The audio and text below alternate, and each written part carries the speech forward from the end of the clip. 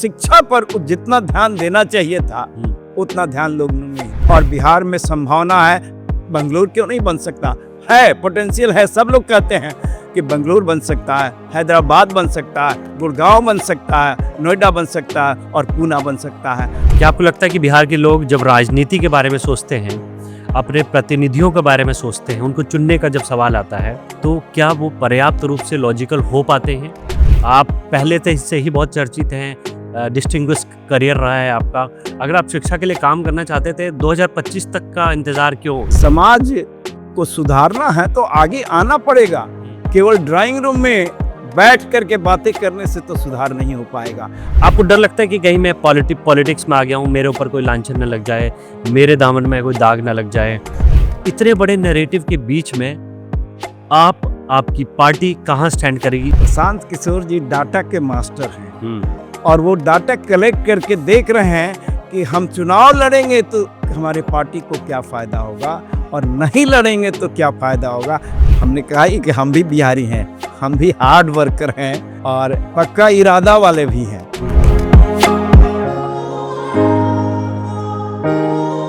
Hello and welcome, स्वागत है आपका एक्सप्रेस कैफे पॉडकास्ट के इस बेहद खास एपिसोड में।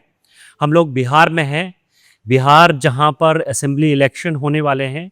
1 महीने से कम का समय बचा है और यहाँ की जो राजनीति है बहुत दिलचस्प हो चुकी है, बहुत इंटरेस्टिंग हो चुकी है, क्योंकि यहाँ पर कन्वेंशनल पॉलिटिक्स से इतर एक नई पार्टी की एंट्री हुई है, नई उम्मीदें आई हैं, नया जोश आया है, नई कमिटमेंट आई है और नई प्रॉमिसेस आई है।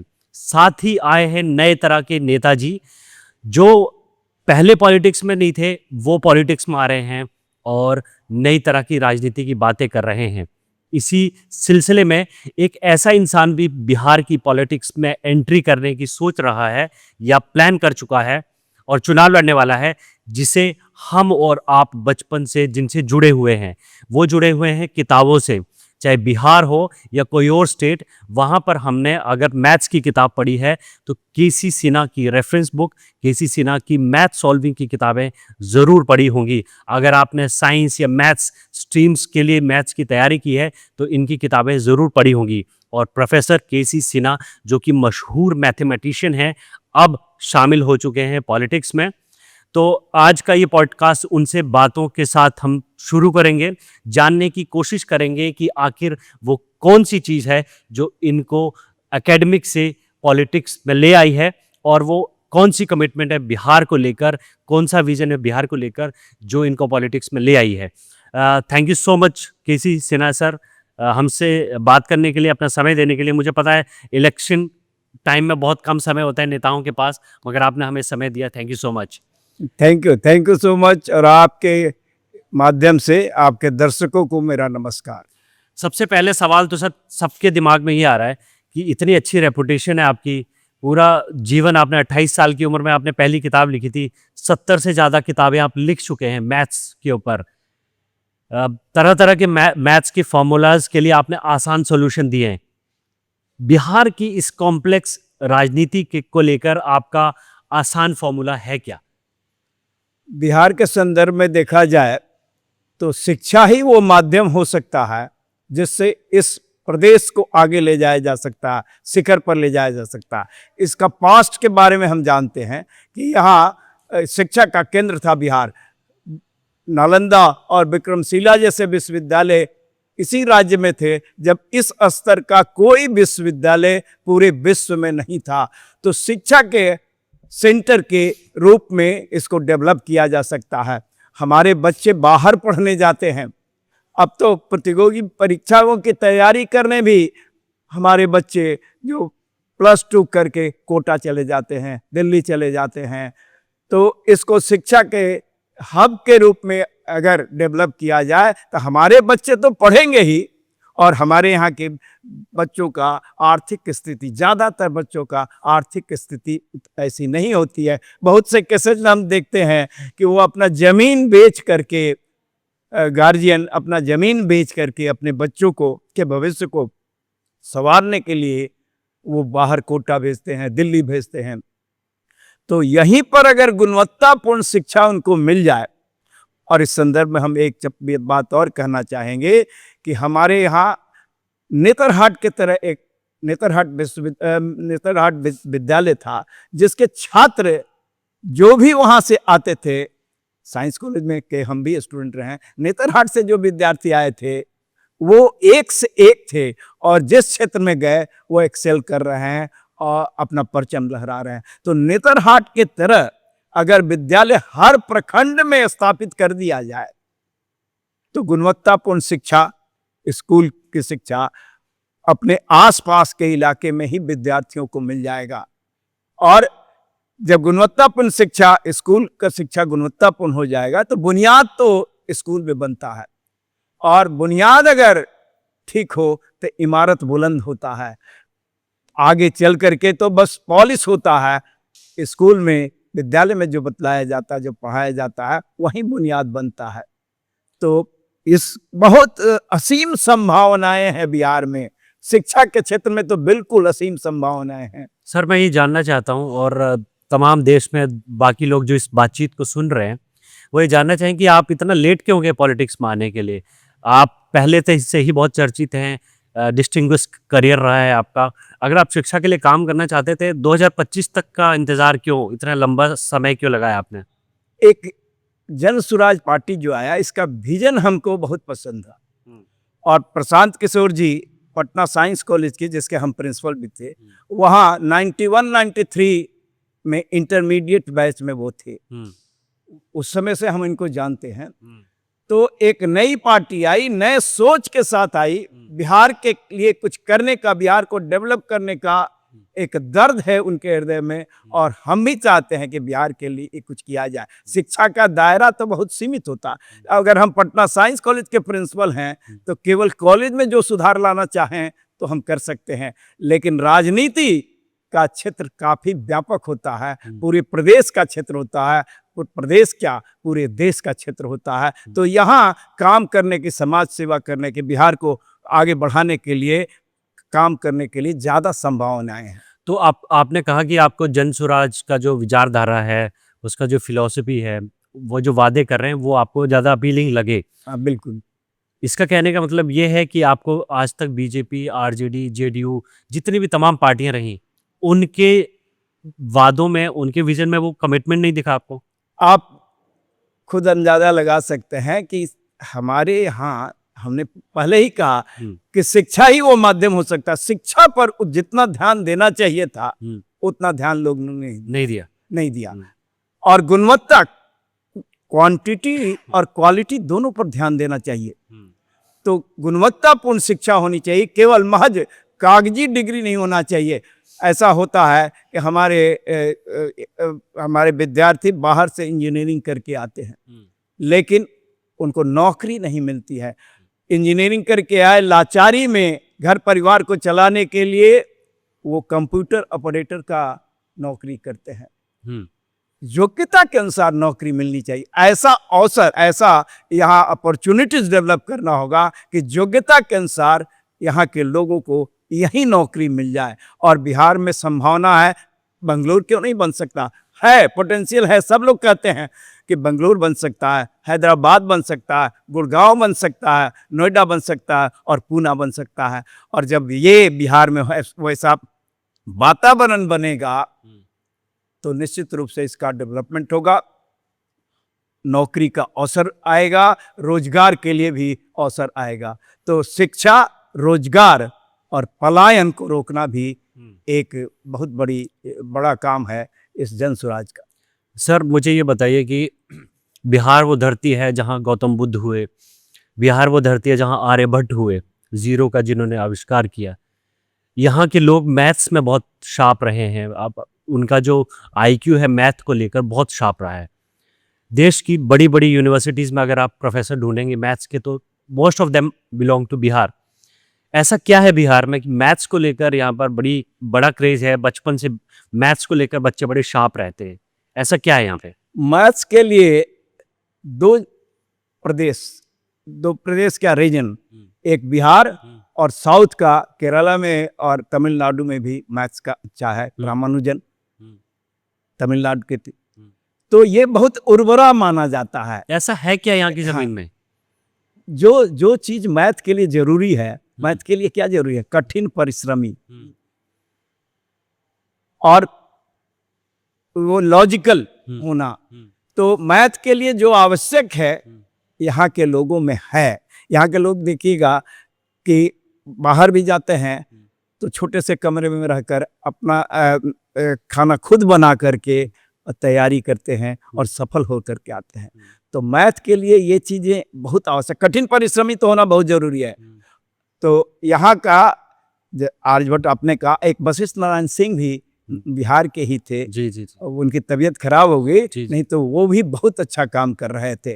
तो बिहार के बच्चे यहाँ गणित में अच्छे होते हैं और हमने कहा ही कि गणित के लिए जो चीज़ें, जिन चीज़ों की आवश्यकता वो सब यहाँ के बच्चों में है। आपने कहा लॉजिकल होना बड़ा जरूरी होता है मैथ्स के लिए। बिल्कुल। क्या आपको लगता है कि बिहार के लोग जब राजनीति के बारे में सोचते हैं, अपने प्रतिनिधियों के बारे में सोचते हैं, उनको चुनने का जब सवाल आता है, सरकारें बनाने का जब सवाल आता है, तो क्या वो पर्याप्त रूप से लॉजिकल हो पाते हैं? हम लोग कह रहे हैं कि आप शिक्षा के लिए स्वार्थी बनिए, अपने बच्चों का पहले ध्यान रखिए, अपने बच्चों को देखिए, उनके शिक्षा पर ध्यान दीजिए, बाकी बातें बाद में होगी। क्योंकि यहाँ अगर गरीब तबके के बहुत लोग हैं, हम लोग भी बहुत साधारण परिवार से आए हैं, तो गरीब तबके के बच्चे हैं, अगर उनका गार्जियन शिक्षा अपने बच्चे को देख करके उनके भविष्य के लिए इस पार्टी को वोट देते हैं, जन स्वराज पार्टी को, क्योंकि ये कमिट करा। एक चीज और हम कहना चाहेंगे, जन स्वराज पार्टी, लोग वादा करते हैं लेकिन वादा कैसे पूरा होगा ये कोई नहीं बतलाता है, लेकिन जन स्वराज पार्टी दोनों बात बतला रहा है। हम एक उदाहरण देना चाहेंगे, जैसे जन स्वराज पार्टी कह रहा कि हम महिलाओं को रोजगार स्थापित करने के लिए धन मुहैया कराएंगे, बैंक से ऋण दिलवाएंगे, और बैंक तो अपना इंटरेस्ट छोड़ेगी नहीं, 10% लगभग इंटरेस्ट लेती है। तो जन स्वराज पार्टी का कहना है कि जो ऋण महिलाएं लेंगी उनको केवल 4% ब्याज देना होगा और 6% ब्याज सरकार देगी, और वो धन कहाँ से आएगा इसका भी एक्सप्लेनेशन वो दे रहे हैं।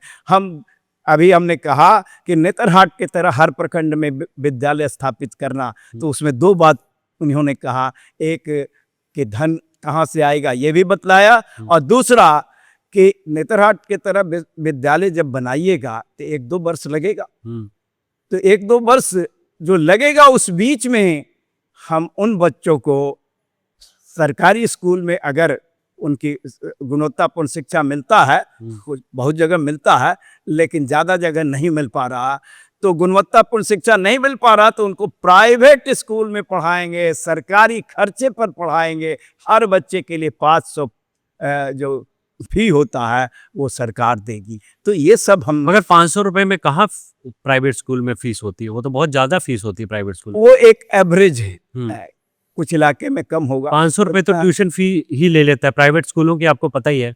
पटना में भी अगर किसी अच्छे प्राइवेट स्कूल में चले जाइए तो मुझे लगता है 5000 से फीस कम नहीं होगी।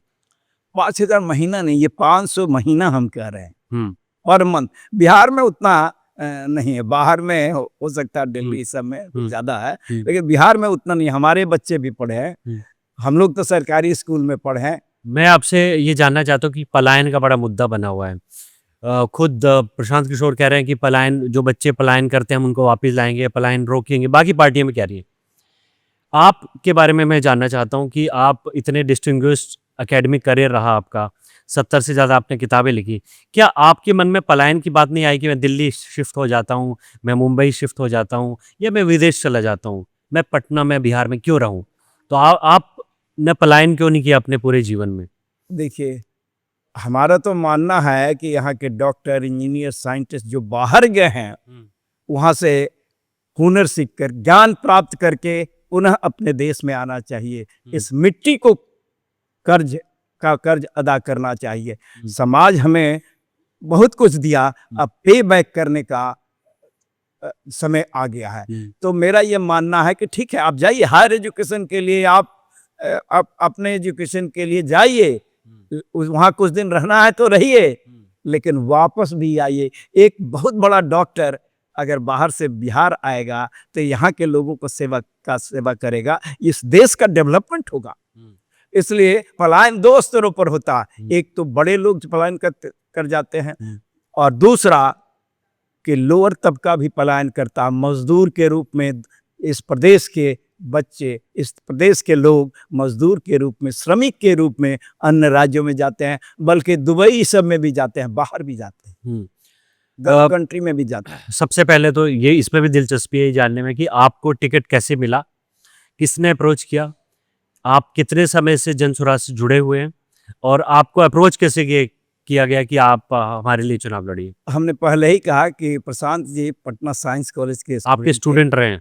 उस समय से ये जानते हैं, हम एक दूसरे को जानते हैं। इन्होंने कहा कि आप जैसे लोगों को आना चाहिए। आपने कहा कि अभी मेरा वाइस चांसलर का टर्म है, और वाइस चांसलर का टर्म अगस्त 2024 में मेरा पूरा हो गया, उसके बाद ही हम कुछ सोच सकते हैं। और 2 अक्टूबर को, अगस्त में मेरा पूरा हुआ, 2 अक्टूबर को तो उन्होंने कहा, याद दिलाया कि आपने कहा था कि हम टर्म पूरा करने के बाद ही सोचेंगे, तो फिर सोचिए। और उनका आग्रह हुआ, लेकिन उनका विजन हमको बहुत अपीलिंग लगा। उनका विजन शिक्षा, रोजगार और पलायन को रोकना, शिक्षा पर विशेष ध्यान देना, तो ये विजन उनका अच्छा लगा और आग्रह भी उनका हुआ, और हम एक दूसरे को पहले से जानते थे। यही कारण है कि हम जन स्वराज पार्टी के बतौर स्टूडेंट थोड़ा सा कोई एनेक्डोट, ऐसा कोई किस्सा कहानी अगर आप हमारे दर्शकों से शेयर कर पाएं कि प्रशांत किशोर जब आपके अंडर, आप जब प्रिंसिपल थे उस कॉलेज में पढ़ते थे, कैसे थे? बताओ, स्टूडेंट कैसे थे? प्रिंसिपल तो हम बाद में बने थे, उस समय 1993 में तो हम टीचर थे। हाँ, टीचर थे। तो प्रशांत किशोर जी शार्प थे, शार्पनेस उनमें था, और चीजों को बहुत जल्दी समझते हैं, बहुत सूझबूझ वाले हैं। आप देखिए, रणनीतिकार हैं तो डाटा के मास्टर हैं, और डाटा के अनुसार वो सॉल्यूशन भी बतलाते हैं। डाटा के मास्टर हैं, इसका मतलब उनको मालूम है कि कहाँ क्या कमी है, कहाँ का क्या समस्या है, और उसका निदान कैसे हो सकता है। इसीलिए तो वो डाटा देते हैं कि इसमें इतना धन चाहिए तो कहाँ से धन लाया जा सकता है, ये भी साथ में एक्सप्लेन करते हैं। फिर वापस वही चीज़ है, कंसर्न भी है लोगों में कि राजनीति जो है बहुत ही वैसा कीचड़ उछालने वाला भी आपने देखा ही है, हम लोग सभी देखते हैं कि एक दूसरे पे बहुत पर्सनल कमेंट होते हैं, एक दूसरे की पर्सनल लाइफ को बहुत पब्लिक लाइफ बना दिया था। राजनीतिक ऐसी चीज़ें, आरोप प्रत्यारोप होते हैं, उसमें अपने आप को कैसे फिट पाते हैं? क्योंकि आप बहुत ही साफ छवि के एक ऐसे शिक्षक रहे हैं जिन्होंने जीवन भर एकेडमिक्स में बिताया है। आपको डर लगता है कि कहीं मैं पॉलिटिक्स में आ गया हूँ, मेरे ऊपर कोई लांछन न लग जाए, मेरे दामन में कोई दाग न लग जाए, या एक अलग विजन के साथ आप पॉलिटिक्स को अप्रोच कर रहे हैं? हम एक शिक्षक हैं, हम लोग कहते हैं विद्यार्थियों को कोशिश करना चाहिए, कोशिश करने वालों की कभी हार नहीं होती है। समाज को सुधारना है तो आगे आना पड़ेगा, केवल ड्राइंग रूम में बैठ करके बातें करने से तो सुधार नहीं हो पाएगा। आपको पार्टिसिपेट करना होगा। अगर डॉक्टर आते हैं, इंजीनियर आते हैं, साइंटिस्ट आते हैं, शिक्षा के क्षेत्र से आते हैं, प्रशासन के क्षेत्र से आते हैं, और गरीब तबका के लोग भी आते हैं, उनका भी आना बहुत जरूरी है, क्योंकि उनकी संख्या ज़्यादा है। उनकी समस्याओं को जो फील किया होगा, जैसे जिनको 2 वक्त की रोटी नहीं मिल पाती है, वो जब आएंगे तो उनको पता होगा कि हम इस तरह के लोग भी यहाँ हैं, उनके लिए क्या किया जा सकता है। तो यही है कि ऐसे लोगों को आना चाहिए। मैं तो आह्वान करता हूँ कि आप लोग दूसरे जो लोग हैं, जो ये सोच करके कि नहीं ये राजनीति में गंदगी है, उनको भी आना चाहिए। धीरे धीरे उन लोगों के आने से गंदगी साफ हो जाएगी।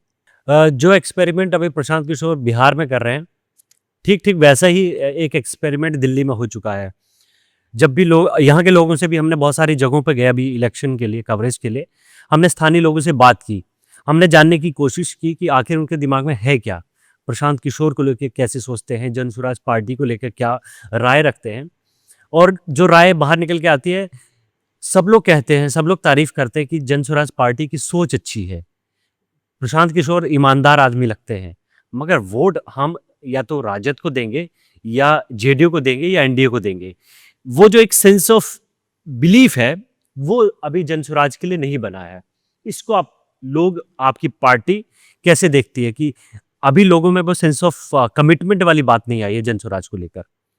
देखिए, हम इस तरह से एक्सप्लेन करते हैं कि हम इसको जेपी एजिटेशन, हम जुआ को आकर्षित कर रहे हैं। आप जा करके पूछिए, जुआ हमारे तरफ आकर्षित हो रहे हैं। और जब बदलाव आता है, जुआ जब आते हैं तभी बदलाव आता है। जयप्रकाश नारायण जेपी एजुकेशन, उस समय हम लोग कॉलेज के स्टूडेंट थे और बहुत सारे मीटिंग्स भी हमारे हॉस्टल में होता था। फराडे हॉस्टल जो है, तो टॉपर्स वहाँ रहते थे। तो जुआ जब इन्वॉल्व होंगे, जुआओं में एनर्जी है और जुआ रिस्क भी लेते हैं, क्योंकि और लोग सोचते हैं कि कौन रिस्क लेगा। तो जुआ हमारे तरफ आकर्षित हो रहे हैं और जुआ जब साथ आ जाएंगे तो उनके अभिभावक भी साथ आएंगे। बच्चे जब साथ आएंगे तब उनके अभिभावक भी। जयप्रकाश जी का एजिटेशन हम देख चुके हैं, जब विद्यार्थी इसमें आए तभी वो सफल हो पाए। तो आपको लगता है कि बिहार का युवा आज पॉलिटिकल चेंज के लिए तैयार है या अवेयर है, और उसको जनसुराज या प्रशांत किशोर जैसे युवाओं पर भरोसा है? क्योंकि वो बहुत बार ठगा जा चुका है। बिहार के युवा और पूरे देश के, बिहार के युवाओं में ज्यादा बेचैनी है। बेचैनी दो चीज, उनको कैरियर, जैसे हम जब पढ़ाई करते थे तो हम लोग ये नहीं सोचते थे कौन सा नौकरी मिलेगा। अगर पढ़ाई कर लिया तो कोई ना कोई नौकरी मिल जाता था। लेकिन अभी युवाओं में बेचैनी है। वो सोचते हैं कि पढ़ तो लेंगे, रोजगार कैसे कर पाएंगे, रोजगार के लिए धन चाहिए, नौकरी कैसे हमको मिलेगा, नौकरी की संख्या इतनी कम है। तो लॉन्ग टर्म प्लानिंग करना होगा और तात्कालिक लाभ भी, तात्कालिक ऐसा कुछ वर्क करना होगा जिससे लोगों को लगे कि नहीं, सुधार शुरुआत हो गया और आगे और जरूर होगा। तो ये प्लानिंग करके अगर किया जाए तो निश्चित रूप से होगा। हम उस राज्य में बैठे हैं जहाँ पर कास्ट क्लास के बहुत बैरियर हैं।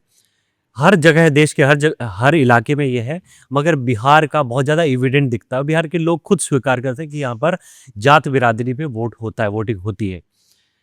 तो ऐसे में जनसुराज पार्टी के लिए कितना बड़ा चैलेंज है इस चुनाव को सही दिशा में मॉडरेट करना, और आप लोगों के लिए कितना मुश्किल है कि जात बिरादरी से उठकर वोट दें लोग यहाँ के? देखिए, उसको हम दूसरे एंगल से देखते हैं। जैसे जिसकी जितनी संख्या है उसकी उतनी भागीदारी होनी चाहिए। निचले तबके के, निचले पायदान पर जो लोग हैं उनकी संख्या ज्यादा है और विकास तभी संभव हो पाएगा जब उनको ऊपर लाया जाए। और जुआ जब समझ जाएंगे तो सब कोई समझ जाएगा, क्योंकि वही दूसरे को समझा देंगे। अपने अभिभावक को समझाएंगे, अपने से छोटे को समझाएंगे, अपने से बड़े को समझाएंगे। और ऐसा लग रहा है हमको, ठीक है एक ही बार नहीं होता है, लेकिन शुरुआत हो गया। जुआ काफी आकर्षित है इस पार्टी पे। आपको लग रहा है कि इस बार ही आप पार्टी, मतलब सरकार बना लेंगे कि अगले 5 साल लगेंगे अभी आपको? हम लोग तो आश्वस्त हैं। हर पार्टी तो यही कहती है, मगर ऑनेस्टली मुझे बताइए कि अंतिम निर्णय तो जनता करती है, लेकिन हमको उत्साह वर्धक लग रहा। जिस तरह से जुआ जुड़ रहे हैं, हर दिन फोन आता है बाहर से, विदेश से बहुत सारे वीडियो से। हमारे स्टूडेंट तो हर जगह हैं, IAS IPS, फॉरेन में भी बहुत सारे हैं। तो वहां से लोग कह रहे हैं कि नहीं, आपने ठीक किया और लोगों को आना चाहिए। एक आइडियल सिचुएशन है, मगर ये बताइए कि आज के टाइम पर जब बीजेपी एनडीए बहुत पावरफुल फोर्स है, जैसे जैसे इलेक्शन अप्रोच करेगा उनकी पूरी मशीनरी ज़मीन पर होगी, प्रधानमंत्री से लेकर कैबिनेट मिनिस्टर तक यहाँ पर होंगे, इवन जो दूसरी बड़ी पार्टियाँ उनकी भी पूरी लीडरशिप यहाँ होगी, तमाम ऐसी घोषणाएं होंगी। इवन आरजेडी की तरफ से बोल दिया गया कि हर घर को सरकारी नौकरी दी जाएगी।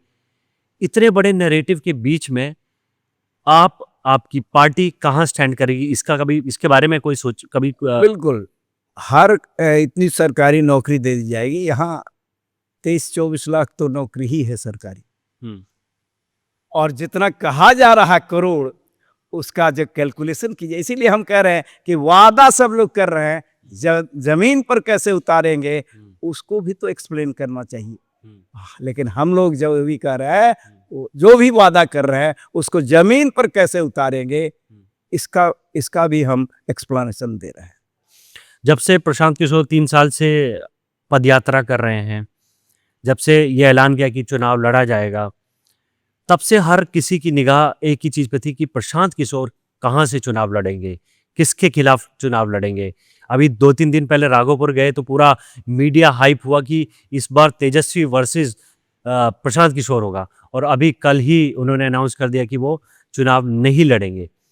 एक सेक्शन इस चीज़ को ऐसे इंटरप्रेट कर रहा है कि प्रशांत किशोर अपनी इमेज को लेकर बहुत कॉन्शियस हैं, वो चुनाव हारता अपने साथ वो चुनाव हारने का टैग नहीं लगाना चाहते हैं, वो अपनी छवि उस हिसाब से इंटैक्ट रखना चाहते हैं। दूसरा सेक्शन ये कह रहा है कि अभी वो तैयार ही नहीं है। आप इस चीज़ को कैसे देखते हैं? बिल्कुल, हमारे पास उसका दूसरा एक्सप्लेनेशन है। प्रशांत किशोर जी डाटा के मास्टर हैं और वो डाटा कलेक्ट करके देख रहे हैं कि हम चुनाव लड़ेंगे तो हमारे पार्टी को क्या फायदा होगा और नहीं लड़ेंगे तो क्या फायदा होगा। निश्चित रूप से दो तराजू पर तौल रहे हैं। अभी फाइनल तो नहीं हुआ है, लेकिन वो तौल रहे हैं और डाटा उनके पास है, उसके आधार पर वो सही निर्णय लेंगे। तो आपको मतलब उम्मीद लगाई है कि लास्ट चरण तक, मतलब जब तक वो लास्ट लिस्ट नहीं अनाउंस कर देते तब तक ये उम्मीद है कि वो चुनाव लड़ेंगे? हमने तो कहा ही उनके पास डाटा। देखिए, हम मैथ्स में हम लोग ऑप्टिमाइजेशन अंडर कंस्ट्रेंट्स कहते हैं। यानी जो है कॉन्स्टेंट्स भी तो होता है, आइडियल कंडीशन कभी नहीं आता है। कॉन्स्टेंट्स के अंदर ऑप्टिमाइज, मैक्सिमाइज या मिनिमाइज करना। तो वो एनालाइज कर रहे हैं डाटा को कि कॉन्स्टेंट उनके पास है। नई पार्टी है तो कॉन्स्टेंट है कि उनको सब जगह जाना ज़्यादा जरूरी है कि एक क्षेत्र में रहना जरूरी है, और डाटा उनके पास है, वो डाटा के आधार पर सही निर्णय। मगर आपको लगता है जब किसी पार्टी का एक बड़ा चेहरा हो और वही इलेक्शन ना लड़े तो थोड़ा सा एक सेटबैक आता है वर्कर में, कार्यकर्ता में, आप जैसे जो प्रत्याशी उनमें। अगर वो चुनाव लड़ते तो एक अलग फोर्स नहीं होता कि हाँ देखिए प्रशांत किशोर भी चुनाव लड़ रहे हैं, और उनका अपने उसमें जाना उतना जरूरी नहीं है क्योंकि वो एक मास फिगर हैं, अभी उनका चेहरा बहुत बड़ा है उस हिसाब से। तो चुनाव लड़ते तो आपको लगता है कि पार्टी के लिए और आसान होता अपना मैसेज पहुंचाना? दोनों का प्लस माइनस है। जिसका वेट ज्यादा होगा वही वो करेंगे।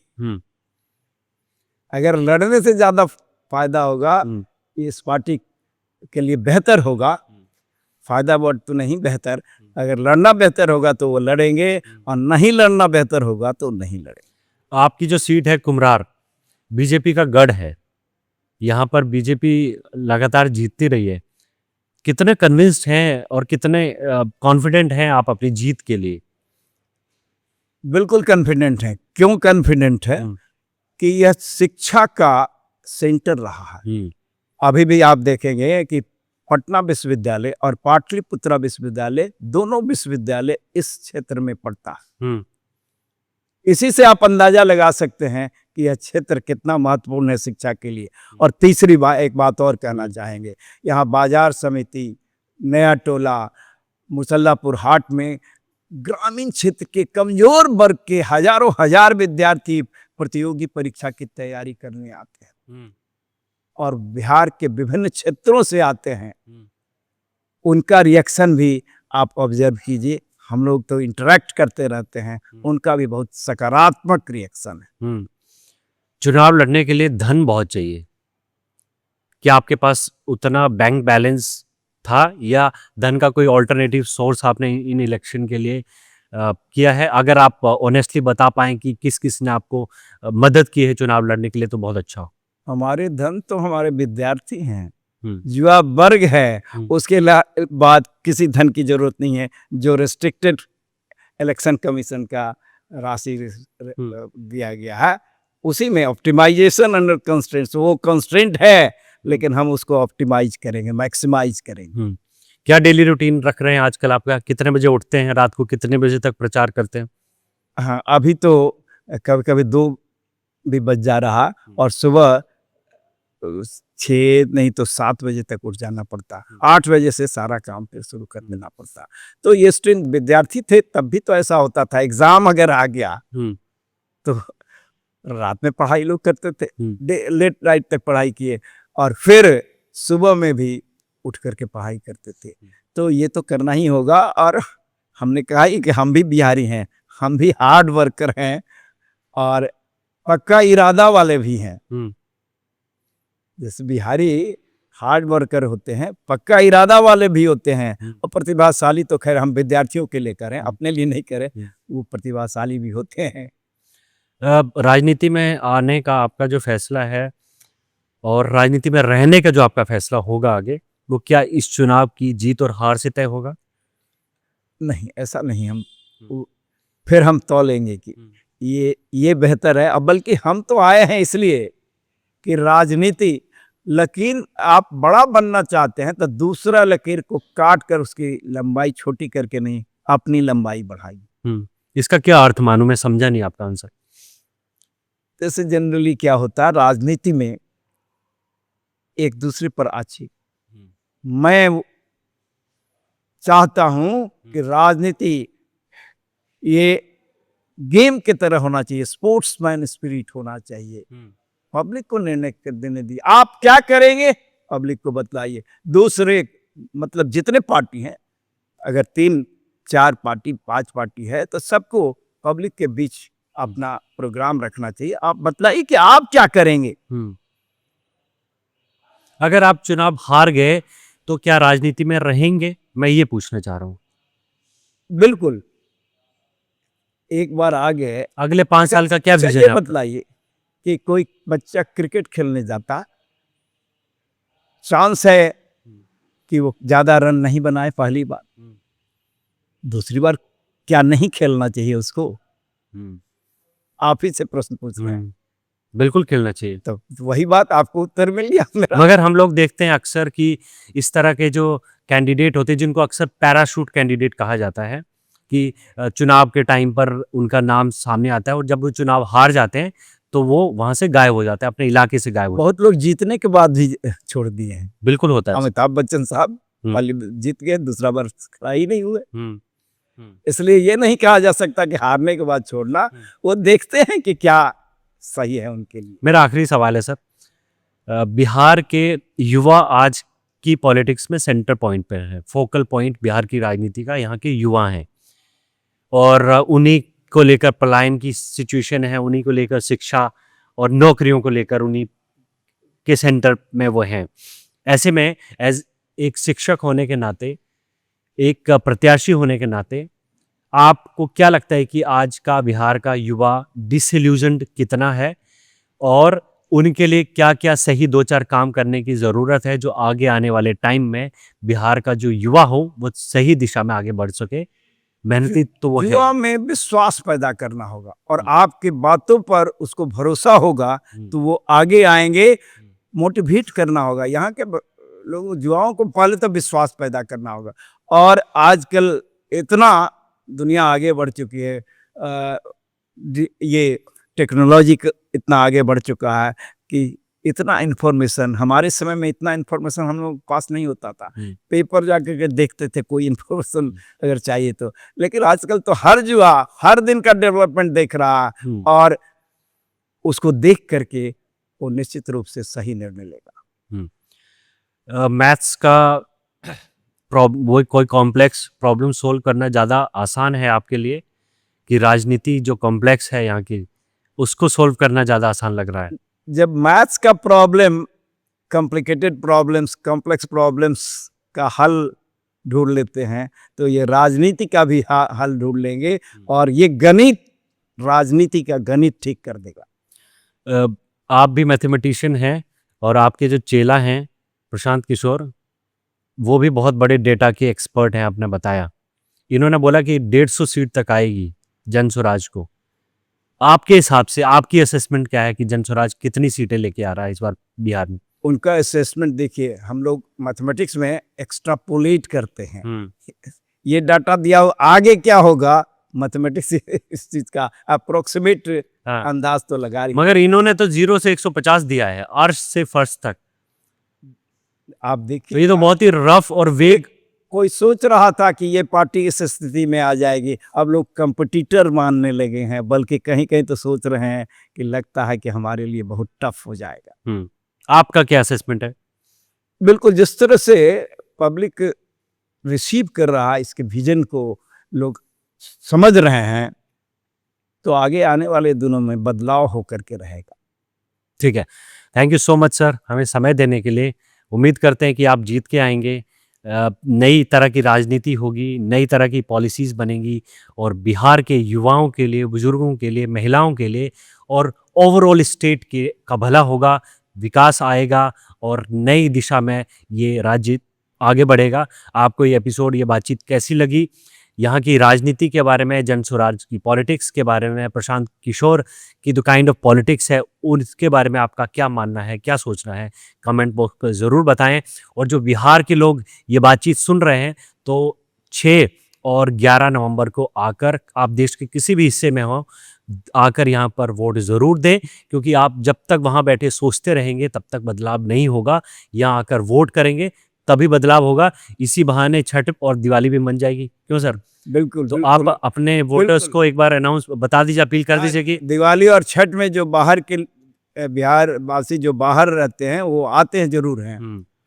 एक तो इस अपने इस मिट्टी से एक लगाव हाँ, होता है। तो इस तरीके से तो प्लान करें। मेरा आग्रह होगा कि आप अपना वोट दे करके ही जाएं, क्योंकि बिहार को बनाने में आपका भी योगदान होना चाहिए और आपका योगदान बहुत ही महत्वपूर्ण होगा।